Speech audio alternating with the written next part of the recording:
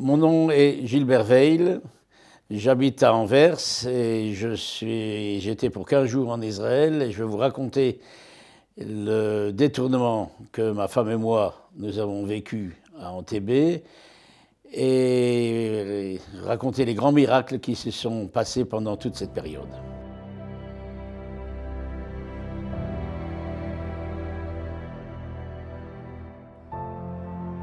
Hoidou Lachem Kitov Kilo Elam Chasdoi.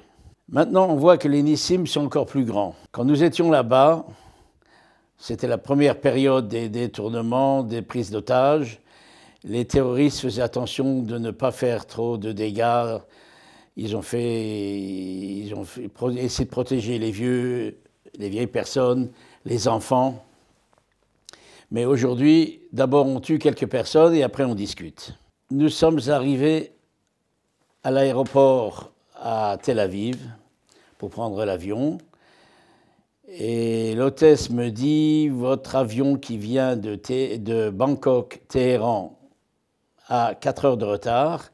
Si vous voulez, il y a un autre avion, vous pouvez prendre un autre avion Air France, il partira avec 2 heures de retard, et vous avez le choix. Alors je me suis dit, 4 heures, c'est beaucoup, parce que je devais aller de Paris à Metz chercher mes enfants, de Metz à Anvers, c'était une grande journée. J'ai dit, ok, je prends le premier avion.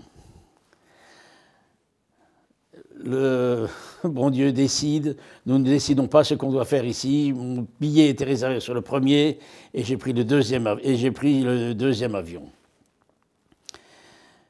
Et je suis rentré dans cet avion. À côté de moi, il y avait un couple américain on était dans le même hôtel à Yerushalayim. Et je lui dis, écoute, il me dit, je vais à New York. Eh ben, prends le même avion. Si tu viens avec nous, à Paris, on va aller au restaurant. Il y avait un très bon restaurant au Pletzel à la Bonne Bouchée, la maman de Rav Frankfurter. Je lui dis, on va aller manger là-bas et après, ok, il vient avec moi. Nous sommes partis, on est monté dans l'avion. Je ne savais pas qu'on allait atterrir à Athènes. Ça c'était une chose que je ne savais pas. Bon, nous atterrissons à Athènes, il y a une quinzaine de personnes qui sortent de l'avion. Autant rentrent. Et comme j'étais assis devant, je regarde qui rentre. J'ai vu deux Arabes comme ça qui rentrent. Ça ne me plaisait pas tellement, mais bon, je me suis dit, il y a de la sécurité. À cette époque-là, on contrôlait déjà les bagages. Et comment ils sont rentrés avec des armes dans l'avion? Il y avait des grenades, il y avait des revolvers, ils étaient armés. Ils ont coupé l'électricité comment on appelle ça, du sas où on contrôle les bagages. Hein, c'était peut-être pas tellement sophistiqué à l'époque, mais comme c'était coupé, la police ou le garde qui était sur place a dit passez, passez, passez. Et on décolle. Après le décollage, une fois que les signaux se sont éteints, qu'on peut détacher la ceinture de sécurité, les deux Arabes qui étaient là-bas se sont levés et ont couru vers l'avant. Juste avant, il y a un petit gosse, à l'époque, il avait 6 ans, il s'appelait Gross, et il a demandé à ces messieurs, ces terroristes, qu'est-ce que vous avez dans vos sacs? Alors un a dit, on a des grenades pour toi, et des grenades pour tes parents et des dates pour toi.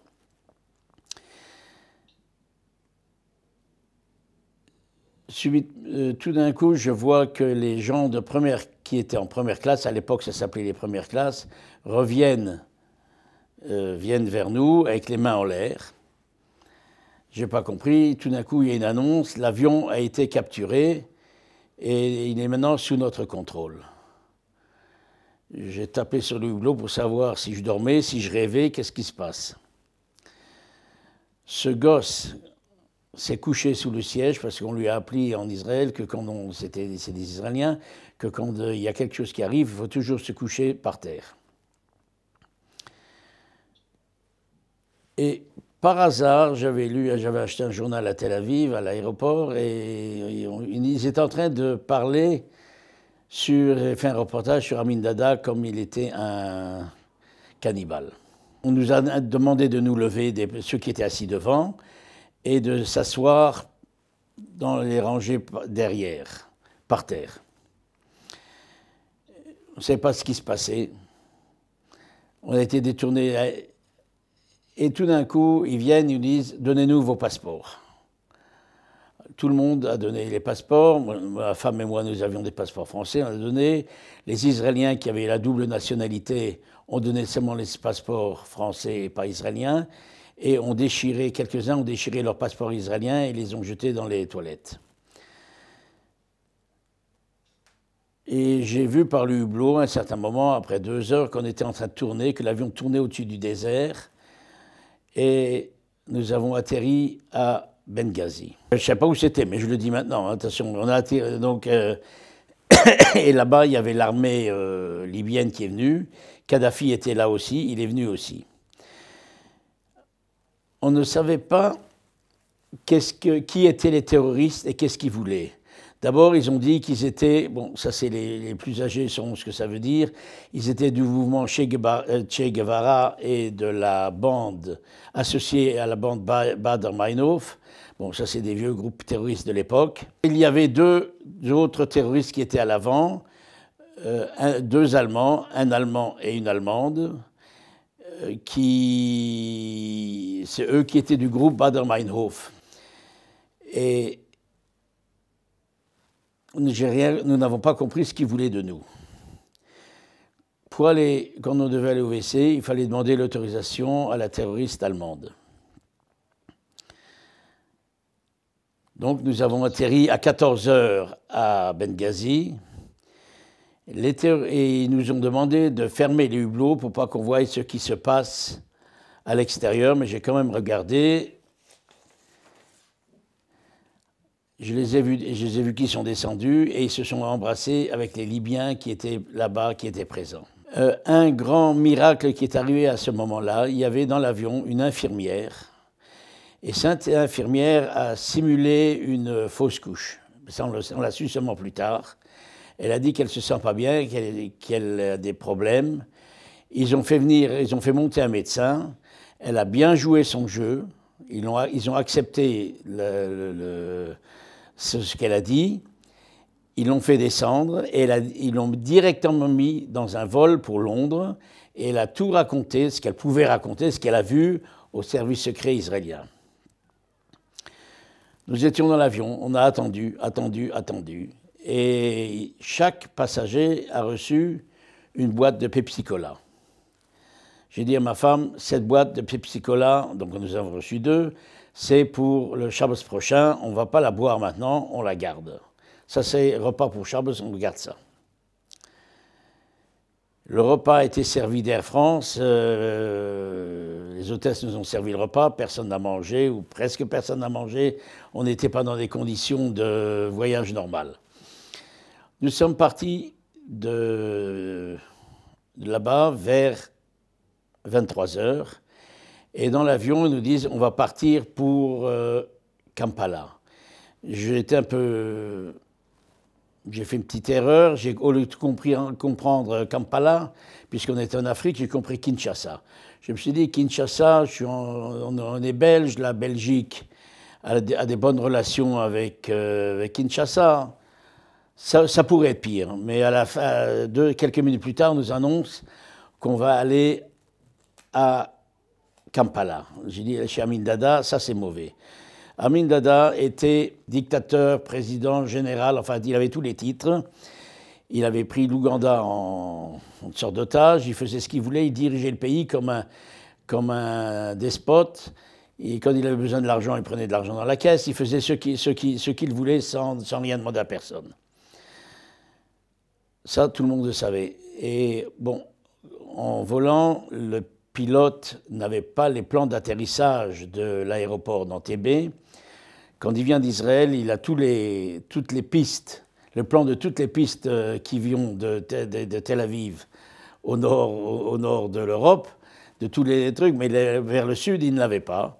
Et il a demandé, il dit, je dois atterrir d'urgence Entebbe, sur l'aéroport d'Entebbe, est-ce que quelqu'un pourrait me donner le plan des pistes?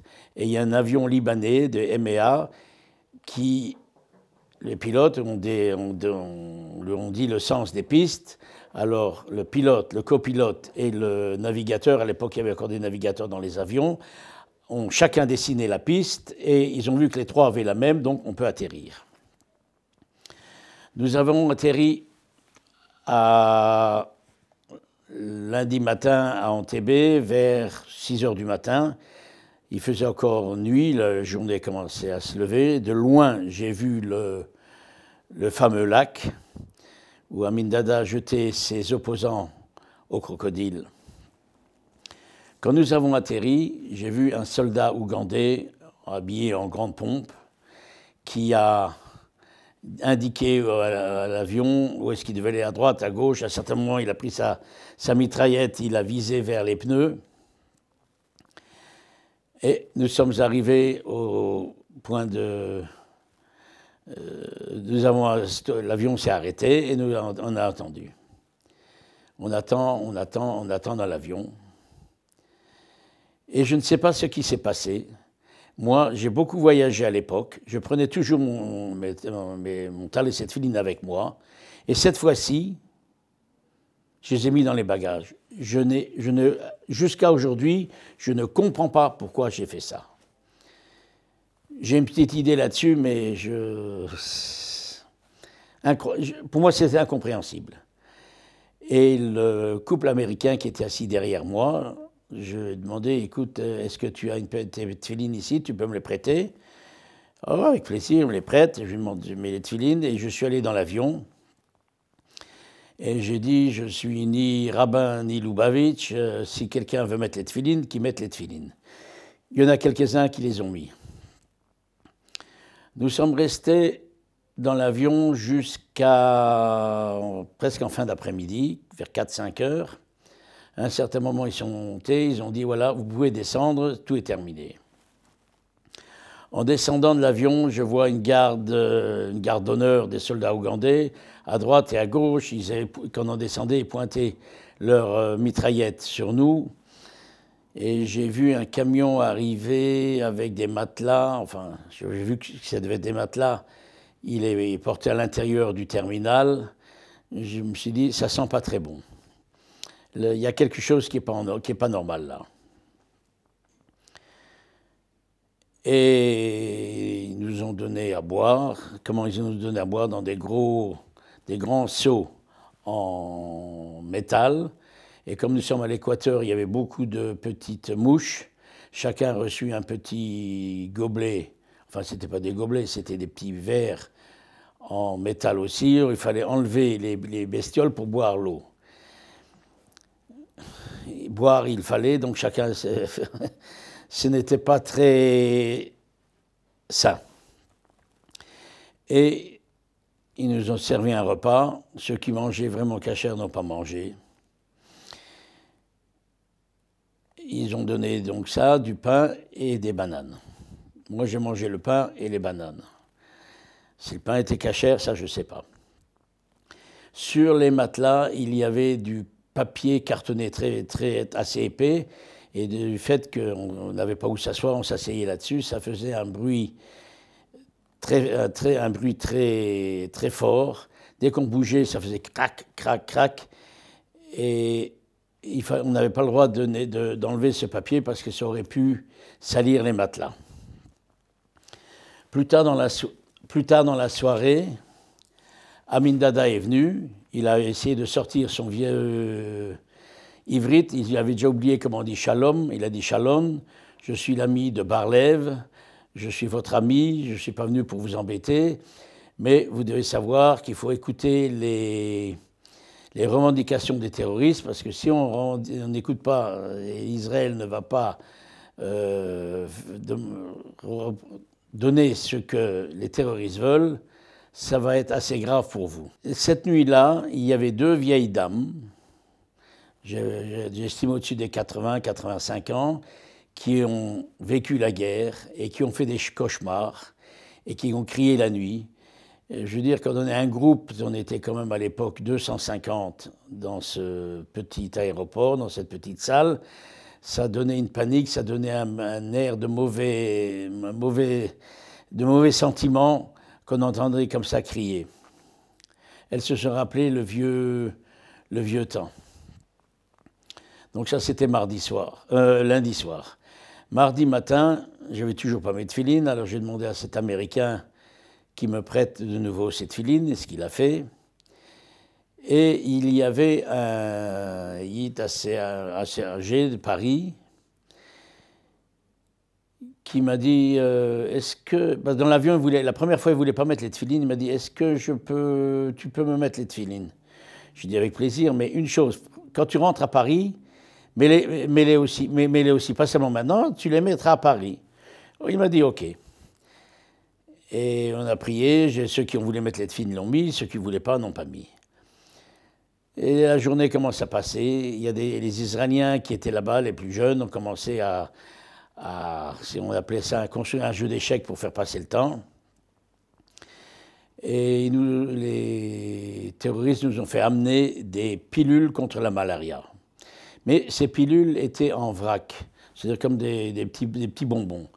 Il y avait un docteur avec nous, le docteur Teichner, qui habitait encore Paris, mais préparait son alia pour aller à Natania.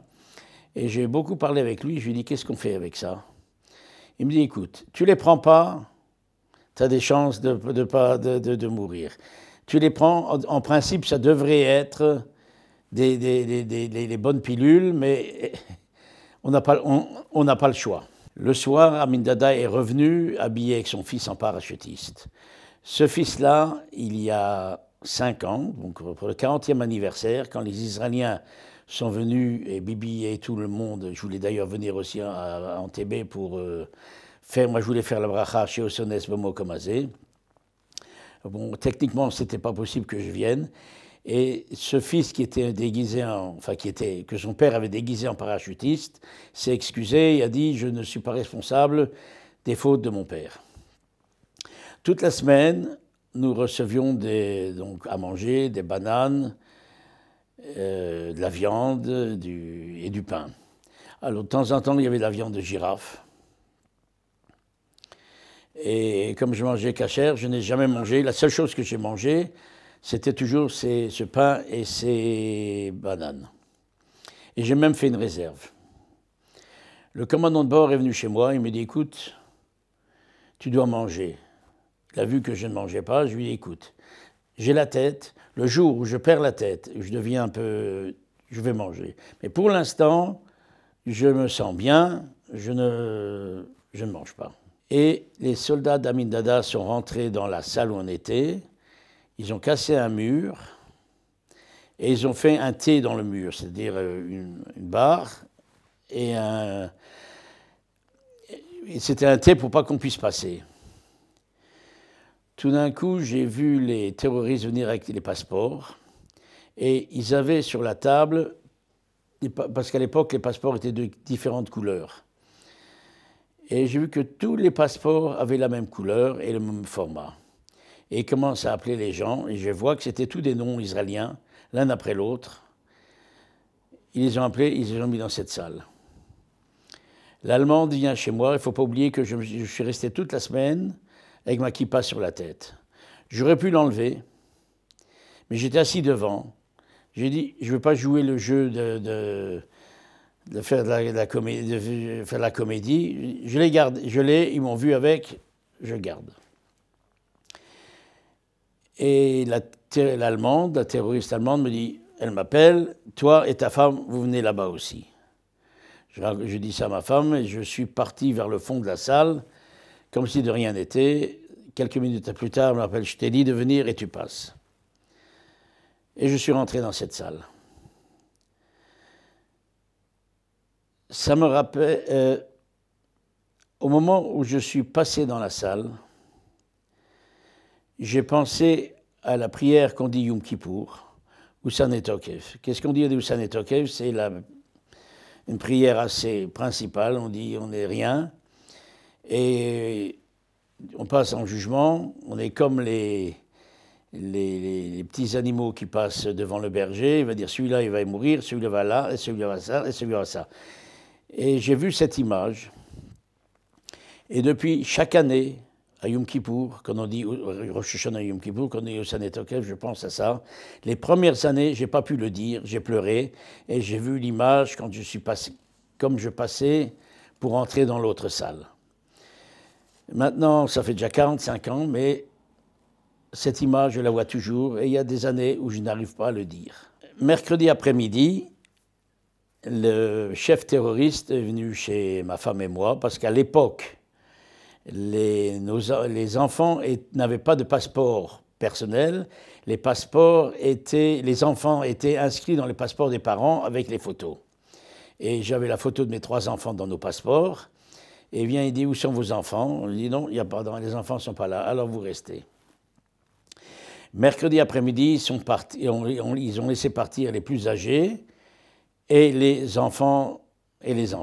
Ce mercredi, quand nous étions dans la salle, dans l'autre salle, il y avait 2 terroristes de chaque côté, de deux côtés, et je ne pouvais pas, j'ai prié, et j'avais peur de mettre les tefilines. Quand je pouvais les mettre, il faisait déjà nuit. C'est le seul jour que je n'ai pas pu mettre les tefilines. J'avais beaucoup discuté avec ce docteur Teichner, et comme lui, il avait des petits-enfants, il est parti. Et là, j'ai eu une sorte de petit choc. Lui ne sait pas, quand il est parti, il ne s'est pas retourné, c'est quelqu'un d'intelligent, il avait le cœur gros, il dit, moi je pars, et je laisse mes amis derrière moi. Et il y en a d'autres qui étaient au revoir, on n'est pas en... J'ai été très très touché par le geste de la première personne qui n'a pas fait aucun geste et ceux qui ont fait un geste. Ce jour-là, les avions MiG que les Ougandais avaient ont commencé à tourner, ils ont fait des tours avec leurs avions, et le commandant de bord m'a dit, oui, nous avons que ce sont toujours les mêmes avions, ils font toujours un tout petit tour. Bon, je ne sais pas comment il a remarqué ça, ça c'est parce qu'il a peur qu'on vienne espionner, que les services secrets de différents pays voient ce qu'ils font, alors il commence à mettre ses avions en marche. Passons à jeudi, c'est toujours la même ambiance. Et l'après-midi, ils nous font repasser dans la grande salle où on était. Vers 16h jeudi après-midi, ils nous annoncent, voilà, les Israéliens ont accepté l'ultimatum des terroristes et on va libérer 49 terroristes des prisons israéliennes et vous pourrez rentrer. Bon, c'était un leurre. Les Israéliens ont fait ça pour gagner du temps. Nous ne savons pas ce qui s'est passé là-bas en Israël et les Israéliens ne savaient pas non plus. Encore quelque chose que je n'ai pas compris, quand le deuxième groupe est parti, parce que jeudi après-midi, un deuxième groupe est parti, le reste des Français, quoique moi j'étais Français aussi, mais j'ai dû rester là-bas, il y en a qui se sont embrassés avec les terroristes, il y avait une femme qui était près des toilettes. Je ne suis pas arrivé à comprendre, après quelques jours qu'on a déjà pu avoir cette chose-là. Le pilote aurait refusé de partir. On en a fait un saint, et je dis que ce n'est pas vrai. Parce que depuis le début, tout au début, le premier jour, il y a une des hôtesses qui a eu une crise d'hystérie, qui a commencé à crier également, pire que les autres. Et si ça avait été vrai, le pilote aurait dit « libérez cette hôtesse », puisqu'elle était malade. Ils ne l'ont pas libérée. Vendredi matin, Dora Bloch, dont son fils était un diplomate israélien en Ouganda, il était un des derniers diplomates qui a quitté l'Ouganda quand Amin Dada a foutu les Israéliens dehors. Et Madame Bloch, qui était une femme âgée de, je crois, 85 ans, qui était la tante du grand rabbin d'Anvers, parce qu'elle avait dit à ma femme, quand vous rentrez à Anvers, n'oubliez pas de donner un bonjour à mon neveu, le grand rabbin Medalia. Et elle a mangé un morceau de viande, ce morceau de viande est resté dans la gorge, elle s'est étouffée, on l'a amenée à l'hôpital. Vendredi, c'est vendredi, Erev Shabbos. Et puis, je sais pas, tout le monde a commencé à nettoyer à côté de sa place, à ranger. Ils nous ont autorisé ce jour-là à sortir 10 minutes sur le tarmac. Et moi, je commence à réfléchir. Je dis, on partira pas pour Shabbos, c'est pas possible parce que il n'y a rien qui se passe, il n'y a rien qui est prévu, ils ne disent rien, on n'entend rien. Et je demande comment est-ce qu'on va allumer les bougies. Alors il y avait une femme qui avait fait, qui avait fait la guerre, qui était dans les camps, qui m'a dit oui, on a une solution, on peut allumer des allumettes. 2 allumettes. Je rigole aujourd'hui, ça n'a aucune valeur. Mais qu'est-ce qu'on peut faire quand on est à l'extérieur, quand on est dans ces conditions-là? C'est plus symbolique que le reste. Je ne connais pas l'heure à laquelle on allume, le temps est trop court.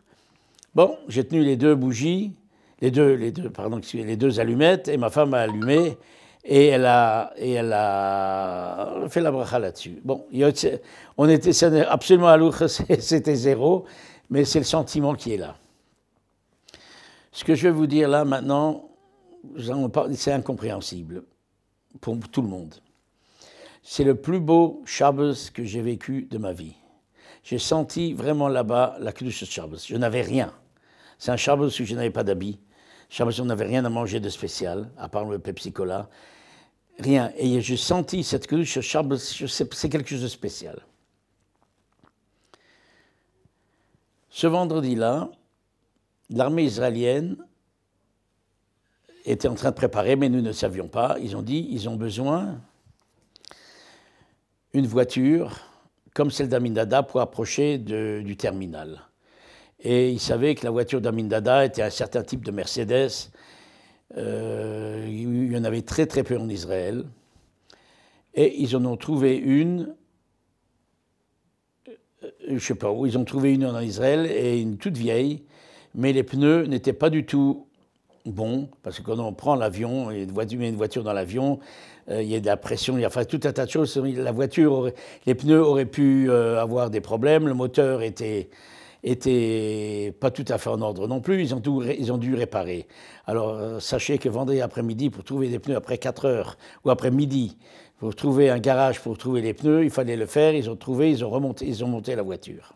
Vendredi soir, j'ai prié dans mon coin, je voulais faire un minyan parce que personne ne voulait. J'ai dit ok, on va se rencontrer pour Baruch, pour Kaddish, un truc, et chacun on se sépare. Non, ils avaient peur, personne ne voulait le faire. J'ai fait kidouche sur les petits morceaux de pain que nous avions. Et Amin Dada est venu et il dit comme ça, je vois que Israël ne réagit pas. Je vous demande d'écrire une lettre, de dire que la situation est très grave et nous allons tuer, les terroristes ont tué un otage toutes les heures. Et il y a un groupe de jeunes Israéliens qui ont écrit une lettre, je ne sais pas ce qu'ils ont écrit, bon, ils sont plus calés que moi pour écrire leur code, et ils ont donné cette lettre aux terroristes qui nous ont transmis par voie diplomatique. Ce vendredi soir-là, les Israéliens, religieux, non religieux, enfin tout le monde, se sont mis à chanter des zmirot, des chants. Je n'ai pas assisté parce qu'hommes et femmes chantaient ensemble, je me suis mis de côté. Et le commandant de bord est venu chez moi, il me dit, écoute, ça va pas, dis-leur qu'ils arrêtent de chanter parce qu'ils vont énerver les terroristes. Je me suis dit, ça sert à rien de parler parce que les Israéliens, quand ils font quelque chose, ils ne vont pas s'arrêter. Mon repas de Shabbos, qu'est-ce que c'était? C'était les petits pains qu'on avait avec les bananes. Et j'avais donc ma bouteille et ma boîte de Pepsi Cola. On a bu ça pour les 3 repas, 6 fois, ma femme et moi, chacun une gorgée. Et la deuxième bouteille, je l'ai bu, la deuxième boîte, je l'ai bu la semaine d'après à la maison, en toute liberté. Vendredi soir, il y avait donc un garagiste israélien qui était là, il mangeait une cuisse de poulet, il me dit « Ah !» en yiddish, il me dit « Qu'est-ce que c'est bon, tu devrais aussi en manger. » Je dis « Écoute, moi, je ne mange pas, c'est pas cachère, je ne mange pas. » Les nuits là-bas n'étaient pas des nuits, la journée n'était pas une journée, on dormait un peu, on était réveillés. Et vers 4 heures du matin, je regarde et je vois qu'il y a une file devant les WC de gens. Je sais pas, le manger du vendredi soir n'était pas très frais ou je ne sais pas ce qu'il y avait. Les gens ne se sentaient pas bien. Je ne veux pas vous décrire l'état des WC avant et je ne veux pas vous dire ce qu'il y avait après. Shabbos ce matin, j'ai prié. Et Shabbos s'est passé comme les autres jours. Samedi soir, je ne sais pas ce qu'il y a un grand repas, enfin on fait un repas qui s'appelle Melav et Malka. De rien, il y avait un Shabbos complet, il y avait la Kedusha Shabbos, il y avait tout était là-bas. C'est tout à fait parce que normalement Shabbos c'est quelque chose de spécial. On a un repas, on est mieux habillé, on boit un peu de vin. Là je n'avais rien et c'est comme si tout était là. Samedi soir, il y a des Israéliens qui avaient pris du manger dans l'avion et puis tout d'un coup ils se sont mis à tout à distribuer. Il y avait un qui avait un avatiar, donc de la pastèque, du chocolat, du gâteau. Ils ont tout distribué. Quand j'ai raconté ça, ici à Anvers, au rabbi, au gendre de Rabbi Tzickel, qui m'a dit, écoute, toi, tu dois me lave mal que le repas du samedi soir est un repas très important. Il faut le refaire, même en été. À l'époque, en été, on mangeait un petit morceau de gâteau. Maintenant, chaque samedi soir, je vais chez le rabbi, je ne vous dirai pas à quelle heure on rentre. Hier, c'était 3 heures du matin. Et ils ont sorti tout ça et ils ont partagé. On dirait que, je ne sais pas, que c'est venu du ciel. Donc samedi soir, vers 11h, 11h moins 5, j'ai voulu faire la prière du soir. Je me suis couché sur mon matelas. Et j'ai vu un des terroristes qui avait ce type-là a frappé vendredi un des détourné, pour une raison que je ne connais pas. Et je l'ai vu passer, et quand il est passé devant moi, j'ai fait comme ça, je n'avais pas envie qu'il voie ma kippa. Quand il est ressorti, j'ai mis de l'autre côté. Il est allé de la porte au WC, et il est ressorti. Les Israéliens, ça c'est le début des miracles, les Israéliens ont raconté, nous, on était prévus d'arriver à 11h pile. Malheureusement, ou heureusement, il y avait au-dessus d'Entebbe, juste avant d'arriver, un orage très très fort. Ça, je l'ai entendu des soldats israéliens qui sont venus. Les avions ont bougé énormément. Il y a quelques soldats qui ont rendu, tellement fort était l'orage.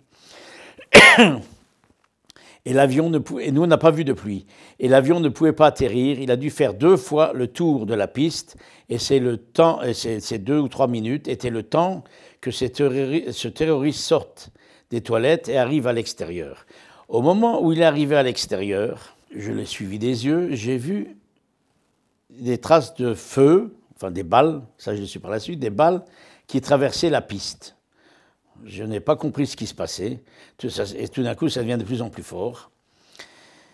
Et tout d'un coup, j'entends tirer. Et je me suis caché derrière le mur où je faisais ma prière. Et ma femme est venue là-bas. On était quelques-uns. Et ça commençait vraiment à tirer très très fort. Personne ne savait ce qui se passe. Tout d'un coup, il y a un groupe armés qui rentraient à l'intérieur, je ne parle pas encore d'Israéliens puisqu'on ne savait pas qui c'était, et ils avaient écrit sur donc ils avaient leur tzahal ici, leur uniforme, et ils étaient tous avec un bandeau blanc autour de la tête. Le bandeau blanc devait servir au cas où les lumières s'éteignent, les soldats pouvaient se reconnaître entre eux. Les lumières ne se sont pas éteintes, les lumières ne se sont pas éteintes sur la piste non plus. Le terminal d'Entebbe a été construit par les Israéliens à l'époque des bonnes relations entre Israël et l'Ouganda. Les Israéliens savaient même dans quel sens s'ouvraient les portes, parce que chaque seconde comptait. Ça s'ouvre à l'intérieur ou à l'extérieur. Donc si c'est juste le contraire, on perd du temps. Les terroristes sont à l'intérieur, ils auraient pu tirer sur l'armée israélienne, ils savaient exactement tout. Mais autre chose, c'est que les portes étaient tout le temps ouvertes. À un moment, ils sont venus chez moi, ils m'ont dit, je ne faisais pas comme partie des plus jeunes à l'époque, tout va bien, qui est là, qu'est-ce qu'il y a derrière vous, des boîtes? J'ai dit, je ne sais rien. Je sais que là, il y avait une deuxième salle. Si ces boîtes sont des boîtes avec des armes dedans, je ne peux pas vous dire. À un certain moment où je me trouvais, le matelas où je me trouvais, il y a l'Allemand, le terroriste allemand, a une grenade en main. Ça c'est encore un autre miracle. Le matelas où je me trouvais, quand j'ai quitté ce matelas pour aller derrière le mur où je me trouvais, il y avait une famille Cohen qui venait de Tunisie, qui habitait en Israël, et cette femme a fait une fausse couche Shabbos matin. Elle était faible, bon, personne ne savait rien, ça on l'a su par la suite. Et Pasco Cohen s'est levé, il a vu qu'il y a quelque chose qui arrivait, pour protéger sa femme et ses enfants, il voulait se mettre sur eux. Au moment où il s'est levé, l'Allemande a dégoupillé sa grenade et l'a jetée sur lui. Quelques secondes après, l'Allemand, Beuse, avait aussi une grenade et voulait aussi la jeter. Et le chef de cabine lui a dit, en français, il était tellement choqué, parce qu'on a tout le temps parlé en anglais, et ça, ce que je raconte, c'est pas moi qui le dis, c'est le chef de cabine lui-même qui me l'a raconté, je l'ai rencontré une fois sur l'autoroute, c'est pour ça que j'ai dû le rencontrer. Il m'a dit, je lui ai dit en français, j'étais choqué, je ne pouvais plus parler en anglais, et je lui ai dit, prends ta grenade et jette-la dehors. Il l'a écouté, il l'a jetée dehors. Parce qu'il avait jeté à l'intérieur, la salle, il aurait pu faire énormément de dégâts. Encore un autre NES, personne n'a entendu arriver les avions israéliens. C'est pas très compliqué. Chez moi, à la maison où j'habite ici, j'habite à 2 km à vol d'oiseau de l'aéroport. Il y a des jours où j'entends les avions qui atterrissent. Et d'autres jours, je n'entends pas. Le vent, ça dépend comment souffle le vent. Et là, le vent a soufflé du bon côté. Bon, j'ai dit que les Israéliens sont arrivés avec 2 minutes de retard parce qu'il y avait l'orage. Maintenant, les pilotes qui étaient dans les 3 Hercules qui ont atterri, pendant toute l'action qui durait 50 minutes, eux sont prêts à repartir. Ils ne font rien dans l'avion, ils sont prêts, mais très nerveux. Parce qu'ils ne savent pas ce qui se passe sur le terrain. Le soldat qui est venu, chacun avait un tafkid, chacun devait faire quelque chose. Un a protégé ça, un a fait ci, chacun devait faire autre chose. Et qu'ils ont pu reprendre le vol normalement, c'était aussi un miracle. Le commandant de bord de l'avion où nous sommes montés, de Hercules, comme il pleuvait, et les Hercules ont des petits trous, et dans l'herbe mouillée, c'est comme si on est dans la neige. Un avion est très lourd, et il a dit nous avions 50% de chance de rester et 50% de chance de partir, et Baruch Hashem, l'avion, on est reparti sans dégâts. Les Israéliens voulaient prendre du kérosène pour leur Hercules à Entebbe, mais malheureusement, les pompes des avions étaient du modèle russe. Et les Hercules, c'est américain, donc ce n'est pas le même pas de vis, si je peux m'exprimer comme ça, et on n'avait plus de kérosène. Si on en avait encore 7 minutes, une fois que nous avions atterri après à Nairobi. Je crois qu'il n'y a pas beaucoup de gens qui roulent avec 7 minutes en voiture. La voiture, elle ne peut pas tomber, elle tombe juste en panne, mais l'avion, lui, peut tomber. J'ai eu une discussion il y a quelques années avec un commandant qui s'appelait Yoshua Shani. Et lui m'a dit, il m'a encore fait comprendre que les NES étaient plus grands. Il m'a dit, nous n'étions pas prêts. Ce que le bon Dieu veut est fait. Parce que pour préparer une opération comme ça, venir dans un pays étranger, ils ont commencé à préparer l'action lundi, et vendredi après-midi, ils ont arrêté. C'est incroyable. Bar-Lev, le général Bar-Lev, qui était le bon ami d'Amin Dada, a parlé pendant toute l'opération avec Amin Dada. Il lui a raconté des histoires, parce que personne ne peut faire quelque chose en Ouganda sans demander au dictateur. Et comme le dictateur était au téléphone et la ligne était occupée, personne ne l'a dérangé. Ensuite, je me suis dit, on est rentré dans l'avion, j'ai dit, mais ils ont des MiG, ils vont nous courir derrière. Bon, les Israéliens ont fait sauter les avions, donc ils ne pouvaient pas nous courir derrière.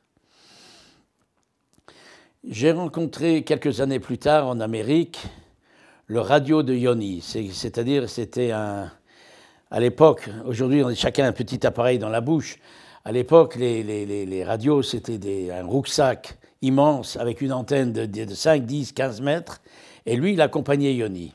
Et je l'ai rencontré en Amérique et il m'a raconté, je lui ai dit comment c'était, c'était un homme religieux, comment c'était Shabbos, il m'a dit, bon, lui, il était à la choule à Bnei Brak, et les soldats sont venus le chercher à la maison, il n'était pas à la maison, il était à la choule, ils l'ont cherché, il est reparti. Et avant de partir, à Sharm el-Sheikh, quand ils ont fait la dernière préparation, on a dit aux soldats, c'est tous des jeunes, un venait de se marier, un allait devenir père, que des jeunes. Celui qui ne veut pas aller peut rester. Je lui ai demandé combien sont restés. Ah non, parce qu'il y aura 50% de victimes, c'est-à-dire 50% ne reviennent pas, ou blessés ou morts. Et qu'est-ce qu'il a dit? Et j'ai dit combien sont restés? Tout le monde est parti. Pendant l'opération, j'étais à côté d'un Anglais assez âgé, et il est allé voir où on tirait dans la salle. Je l'ai pris par les pieds, je lui ai dit « Qu'est-ce que tu fais là ?» Il me dit « Je veux voir ». Je lui ai dit « Qu'est-ce que tu veux voir? Tu risques ta vie ?» Il y a une femme à côté de nous, Madame Borowski, qui est décédée. En sortant, j'étais un des derniers à sortir. Il y a Pasco Cohen qui a reçu la grenade en main, où les Israéliens l'ont mis sur une chaise. Je ne veux pas dire comment il avait l'air, les entrailles dehors. Enfin, c'était une photo très terrible. Et j'ai dit à ma femme, ne regarde pas. D'ailleurs, les Israéliens, par erreur, ont tué un jeune garçon Mimouni qui était trop jeune pour discuter avec nous, qui était trop âgé pour jouer avec les enfants. Toute la journée, pendant tout le temps, il s'occupait du thé et du café, il faisait ça. Et quand il est venu, les Israéliens, il ne s'est pas retourné au bon moment, les Israéliens l'ont pris pour un des terroristes et ils l'ont tué. En sortant, parce que Cohen m'a dit « Ne me laisse pas là », il m'a attrapé la main, j'ai dit « Non, si on t'a déjà mis ici, on va te prendre, tout va aller très bien ». Comme j'étais un des derniers à sortir, on nous a fait aller sur une sorte de jeep et pour nous amener à l'avion. Une fois qu'on est rentré dans l'avion, les Israéliens étaient une rapidité, le nom, ok, assieds-toi là-bas. Je reviens un petit peu en arrière. Dans l'après-midi, Shabbos, il y avait il était à l'époque un avocat, il s'appelle Akiva Laxer, et il avait une bouteille d'alcool de Sabra. Il me dit, il va boire le Chaim. Je lui dis, non, maintenant on ne boit pas le Chaim. On va boire le Chaim quand on est libéré. Dans l'avion, je dis, Akiva, où est ta bouteille? Et chacun a pris au goulot et on a bu un petit peu de cette boisson et voilà, on a bu le Chaim. Quand nous sommes arrivés en Israël, il y a ce monsieur Mimouni, le père de ce Mimouni, vous chante, tout Israël a chanté, il y avait Rabin, il y avait Pérez, on chantait en sortant de l'avion. Moi, je ne l'ai pas vu parce que, bon, on était trop choqués. Et il a dit, pourquoi vous chantez, mon fils est mort. Les victimes étaient devant dans l'avion, j'étais à côté. J'ai dit ce que je pouvais comme Tilim à l'époque, bon, c'est comme ça. Al tiftarpe à la Satan. Ma mère, quand je suis parti en Israël, donc j'ai amené mes enfants à Metz, ma mère habitait Metz, elle me dit, tu me téléphones. J'étais jeune, à l'époque en Israël, pour trouver un téléphone, ça durait... Pour avoir une communication téléphonique, ça durait 2 heures ou plus. J'ai dit, moi, j'avais les nerfs avec ça. Je lui ai dit, écoute, t'as qu'à écouter la radio. Elle a effectivement écouté la radio, elle a su qu'on est détourné. Quand je suis sorti de l'avion, j'ai vu, il y avait Begin, Pérez et Rabin, on les a mis sur les épaules, on a dansé avec eux. Je l'ai vu et je ne l'ai pas vu, on était trop... Rabbi Tzickel, qui était le rabbi de l'époque en Europe, qui est le grand-père du rabbi actuel. Rabbi Tzickel, c'était le premier Pchevoski il était d'abord à Paris, après il est venu en 1956 à Anvers. Et mon beau-père est allé chez lui, il a dit Tilim dans sa chambre, il est resté là tout le temps, il lui a dit « Écoutez, mes enfants sont là-bas, mon gendre et ma fille sont là-bas ». Rabbi Tzickel lui a dit, juste après l'ultimatum, il a un moment, il lui a dit « Oui, maintenant il y a un ultimatum ». Il a dit « Vous devez savoir que tous les yidden là-bas doivent être délivrés ». Et Rabia, quand je suis arrivé, la première mot que son gendre a dit, parce que Rabbi Tzickel était déjà très faible à l'époque, Rabbi Yankel m'a dit tu dois savoir, toi, tes enfants et petits-enfants sont des chiyuvim, ils doivent faire chaque année une Sudat Toda, ce que je fais chaque année. Et j'espère pouvoir le faire encore de longues années. Chaque année, j'invite d'autres personnes, quelques autres personnes pour entendre l'histoire, parce que je suis obligé de raconter une partie de l'histoire. Mes enfants disent, ça suit mes enfants et tout le reste de la famille, on la connaît déjà. Donc j'invite des étrangers pour savoir. Chez Vrachot, il faut inviter 2 personnes étrangères, là je le fais sûrement. Pendant que nous étions en Tébé, il y a beaucoup de Bachurim qui sont allés dire Tilim au Kossel le jeudi après-midi. Ça, je l'ai entendu plus tard. Au moment de l'attaque, on a dit, partout où j'ai des contacts, personne ne savait rien, on a dit Tilim dans les villes en France, à Metz, à Strasbourg, à Paris, à Aix-les-Bains, à Anvers et à Londres. Au moment de l'action, on a dit Tilim, c'était entre Midra et Mariv. Il y a un soldat qui s'appelle Sorin Hershko, qui a reçu, dont sa mission était de surveiller le nouveau terminal. Ils étaient 2 soldats là-bas, c'est incroyable. Il y avait tellement peu de soldats. Lui et un autre devaient surveiller le nouveau terminal, et il a reçu une balle dans la nuque. Depuis, il est paralysé. Depuis 45 ans, il est assis sur sa chaise roulante, il est paralysé. Il ne peut pas manger seul, il ne peut rien faire seul. La seule chose, il a une pipe, enfin si j'appelle ça une pipe dans la bouche. Avec ça, il peut taper sur son ordinateur. Il tape plus vite sur son ordinateur avec la bouche que moi avec mes 10 doigts. Et chaque fois que je vais en Israël, je vais le voir. Et c'est quelque chose d'extraordinaire de voir cet homme. Il est heureux, il est content. À un moment, la première année que je suis allé le voir, ça fait déjà très longtemps, ça fait plus que peut-être une 40aine d'années, il y a un de mes amis qui me dit « Tu dois absolument aller le voir ». Je dis « Je ne peux pas. Moi, Baruch Hashem, je suis en bonne santé. Comment est-ce que je peux aller voir quelqu'un dans une chaise roulante qui est paralysé, qu'à peine maintenant il parle déjà. À l'époque, il parlait à peine. Comment moi je peux aller ?» Et je suis allé. La première fois, c'était très très dur. Et maintenant, à chaque fois que je vais en Israël, même si je vais pour 2 jours, je lui donne une demi-heure pour aller le voir. Ce soldat israélien, Sorin Hershko, qui est blessé, est venu au bar mitzvot, à la bar mitzvah de mes enfants et au mariage de mes enfants. Je l'ai fait venir. À Kurosatov, c'est la moindre des choses d'inviter quelqu'un qui est impotent, qui m'a sauvé la vie. On lui doit tout. C'est un shliach d'Hachem, mais lui, il l'a subi.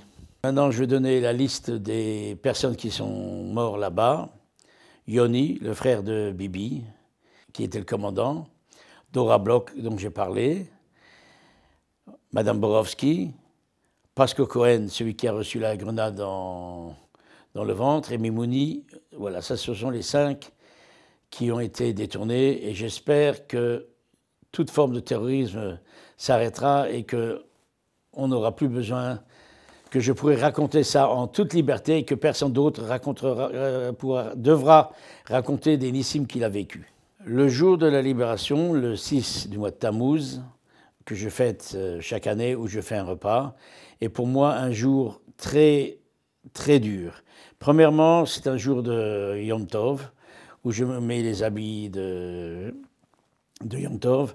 À l'époque, quand je travaillais, j'essayais de faire comme si c'était Chol HaMoed, de moins travailler.